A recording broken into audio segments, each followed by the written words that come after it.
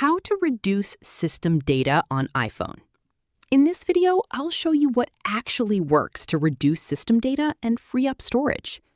First, open the Settings app on your iPhone and tap on General. Then select iPhone Storage.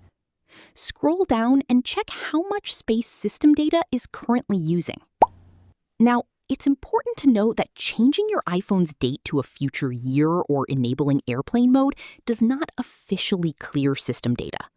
While you may see temporary changes, Apple doesn't recommend this method, and the results are not reliable. Instead, here are the methods that actually work.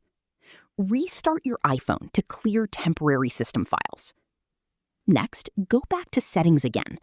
Tap on Safari and tap Clear History and Website Data. Then tap on Clear History and Data again. Then tap on Close Tabs if you use Safari frequently. If you have apps like social media or streaming apps taking up a large cache, offload or reinstall those apps to remove cached files. Also, make sure your iPhone is updated to the latest version of iOS, as updates often optimize storage and reduce unnecessary system files. Finally, return to Main Settings page.